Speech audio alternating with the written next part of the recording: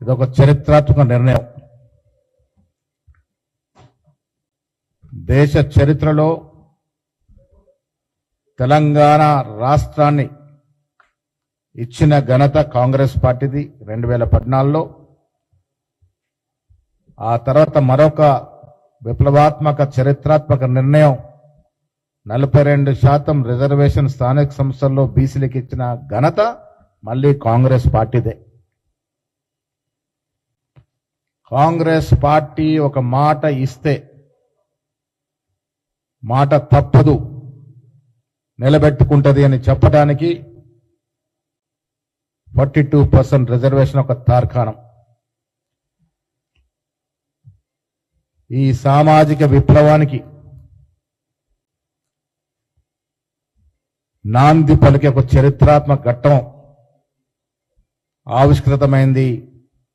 తెలంగాణలో కాంగ్రెస్ ప్రభుత్వం, రాష్ట్ర ముఖ్యమంత్రి రేవంత్ రెడ్డి గారు, భట్టి గారు, మంత్రివర్గ సభ్యులంతా కూడా ఈ ఇచ్చిన వరాన్ని అందరం కలిసికట్టుగా సద్వినియోగం చేసుకుందామనే మాట ఈ సందర్భంగా మనవి చేస్తా ఉన్నాను. ఇంత మాత్ర కార్యక్రమానికి నాంది పలుకుతున్న ఈ సమయంలో అధికార పార్టీ రాష్ట్ర అధ్యక్షుడిగా నేనుండడం నా జీవితంలో నేను చేసుకున్న అదృష్టంగా భావిస్తా ఉన్నాను.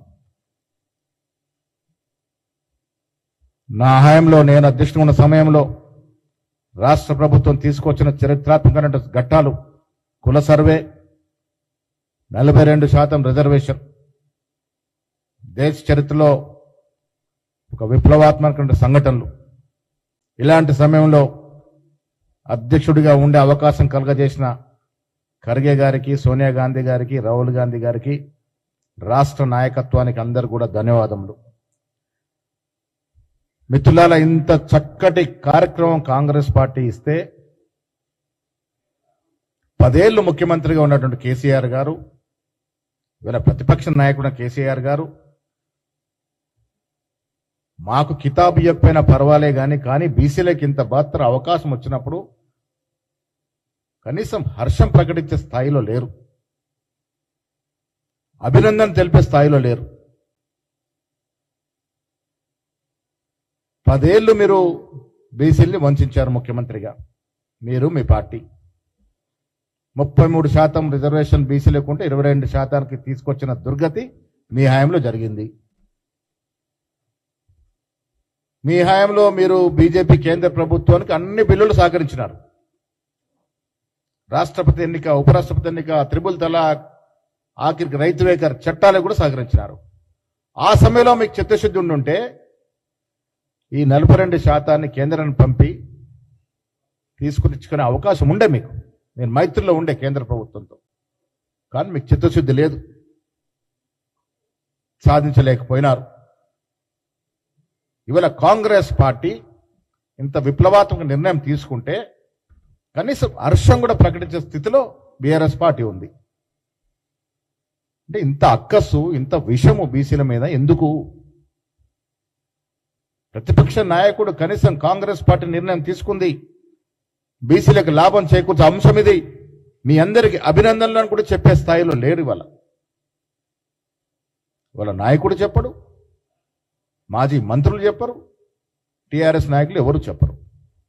చెప్పకపోగా అనుమానాలు వ్యక్తం చేస్తా ఉన్నారు. అరే మీ బాధ్యత. ఆనాటి మాజీ బీసీ మంత్రులను అడుగుతా ఉన్నాను, మీరు అనుమానాలు వ్యక్తం చేస్తా ఉన్నారు కదా, ఇంత చక్కని నిర్ణయం జరిగినప్పుడు ఎందుకు కనీసం హర్షం ప్రకటించే స్థాయిలో లేరా మీరు? అంత భయమా మీ నాయకుడు అంటే మీకు?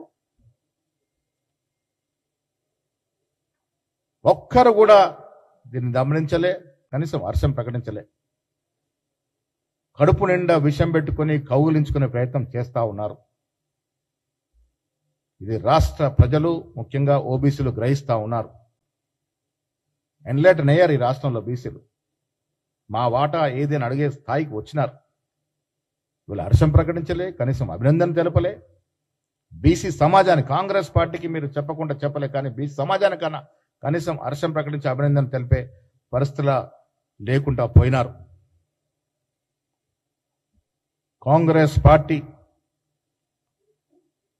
ఎన్నికలకు ముందిచ్చినటువంటి అంశాలన్నీ కూడా ఒకటొకటిగా ఇంత ఆర్థిక నిర్బంధం ఉన్నా పూరిస్తూ వస్తా ఉన్నాము.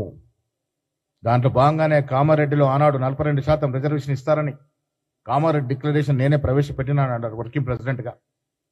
వీళ్ళ అదృష్టం నేను పీసీ అధ్యక్షుడయ్యాను. నా హయాంలో 42% ఇస్తూ ఆర్డినెన్స్ వచ్చేటువంటి స్థాయికి చేరిందంటే ఇది కాంగ్రెస్ కార్యకర్తల యొక్క సంతోషకరమైన వార్త. దీని అందరం పంచుకొని ఐకమత్యంగా ముందుకు పోవాల్సిన తరుణంలో వారి ధోరణి మాత్రం దీనికి అనుకూలంగా లేదు. మీ అందరికీ మీ ద్వారా రాష్ట్ర ప్రజానికానికి నేను విజ్ఞప్తి చేస్తా ఉన్నాను. కాంగ్రెస్ పార్టీ ఇచ్చిన ప్రతి వాగ్దానానికి కట్టుబడి ఉంది కాబట్టే ఇవాళ 42% ఓబీసీలకు చట్టసభలో రిజర్వేషన్ ఇచ్చే దశగా ఆర్డినెన్స్ తీసుకొచ్చి ముందుకు పోతా ఉన్నాం. ఇది బీసీలకు ఒక శుభ సూచకం. దీన్ని వాడుకొని ఉండాల్సిందిగా నేను విజ్ఞప్తి చేస్తా ఉన్నాను. 10 ఏళ్ళు అధికారంలో ఉన్న బీఆర్ఎస్ పార్టీ కనీసం 2018లో ఈ 42% రిజర్వేషన్ ఇచ్చి కేంద్రం నొప్పించుంటే కొన్ని వేల మందికి అలా బీసీలకి రాజకీయ అవకాశాలు వచ్చేవి. అది రాకుండా అడ్డుపడమే కాకుండా ఇలా కాంగ్రెస్ పార్టీ చేస్తే హర్షించాల్సింది పోయి విమర్శిస్తా ఉన్నారు. వాళ్ళ నాయకురాలు కవిత గారు ఆవిడ ఏ పార్టీలో ఉండో అర్థమవుతలేదు నాకైతే. బీఆర్ఎస్ పార్టీలో దయ్యాలు ఉన్నాయి అన్నారు. మరి ఆ దయ్యాలు బయటకు పోయినాయా? బీఆర్ఎస్ పార్టీ ఇంకా దయ్యాలు ఉన్నాయా? ఉంటే ఆ దయ్యాల పేర్లు ఏమిటి?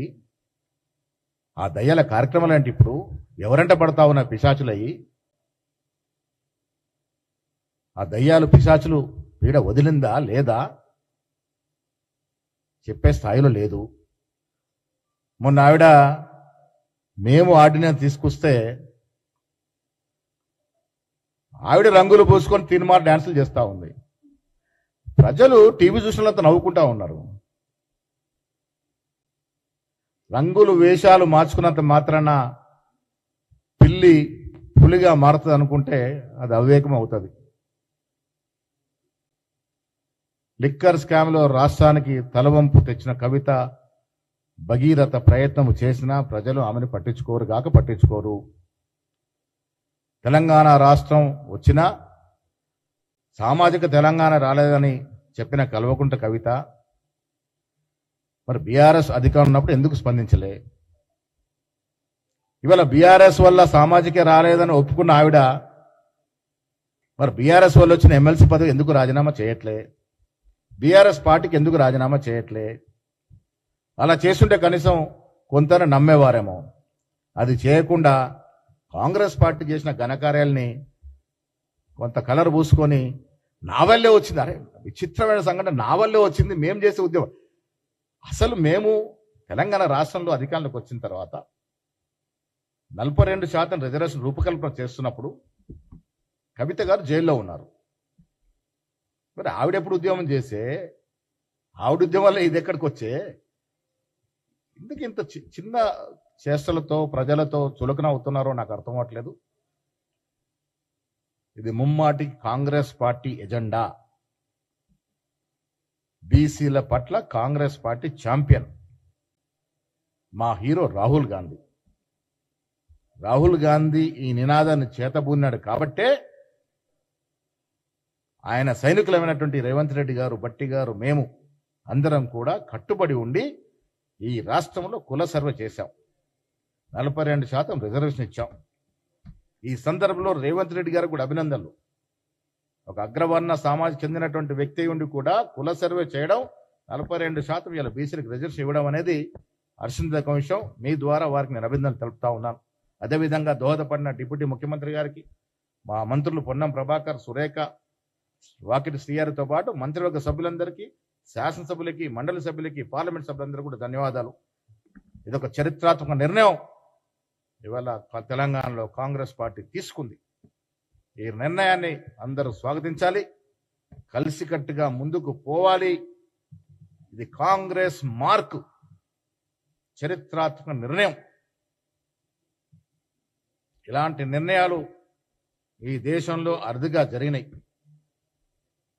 స్వాతంత్రం వచ్చిన తర్వాత 42% బీసీలకు రిజర్వేషన్ ఉన్నది విప్లవాత్మక కార్యక్రమం ఇది. ఇలాంటి కార్యక్రమం జరిపినటువంటి తెలంగాణ కాంగ్రెస్ ప్రభుత్వానికి, కాంగ్రెస్ పార్టీకి బీసీలంతా రుణపడి ఉంటారు. దీన్ని ముందు తీసుకెళ్లే కార్యక్రమం అందరు కలిసికట్టుగా ముందుకు పోదాం. బీసీలకు అర్థమైంది ఎవరు వారి పట్ల చిత్తశుద్ధితో పనిచేస్తా ఉన్నారు, ఎవరు ముసలి కన్నీరు కారుస్తా ఉన్నారు, ఎవరు నాటకాలాడి దీని నుంచి లబ్ధి పొందాలని చూస్తా ఉన్నారు. ఇవన్నీ కూడా తెలంగాణ ప్రజలు, ముఖ్యంగా ఓబీసీ నాయకులు గ్రహిస్తా ఉన్నారు. ఏమి చెప్పినా కాంగ్రెస్ పార్టీయే అందరి పార్టీ, అన్ని కులాలకి అన్ని మతాలకి తగు ప్రాధాన్యం ఇచ్చే దశగా కాంగ్రెస్ పార్టీ అలా ప్రయత్నం చేస్తూ ఉంది. అభివృద్ధిలో కానీ సంక్షేమంలో కానీ కేసీఆర్ చేసిన అప్పు ఊబిలో ఉండి కూడా అన్ని కార్యక్రమాలు ఇచ్చే ప్రయత్నంలో కాంగ్రెస్ పార్టీ ముందుకు పోతా ఉంది.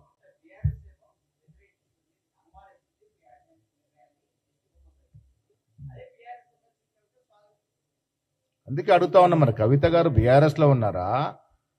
ఇప్పటికే ఆ దయ్యాలతోనే ఆవిడ మమేకమై తిరుగుతా ఉన్నారా బీఆర్ఎస్ పార్టీలో? ఆ దయ్యాలు ఎవరు? ఆ దయ్యాల పరిస్థితి ఏంటి? ఇంద్రజాలకు మాయాజాలు తీసి దయ్యాలు ఏమైనా బంధించినారా ఆవిడ? లేక ఆ దయ్యాలు ఇంకా తిరుగుతా ఉన్నాయా? తిరుగుతా ఎక్కడో ఆ దయ్యాలు ఎక్కడున్నాయి, ఎవరు వెంట పడతా ఉన్నాయి? ఇవన్నీ కూడా స్పష్టం చేయాల్సిన పరిస్థితి కవిత గారిదే.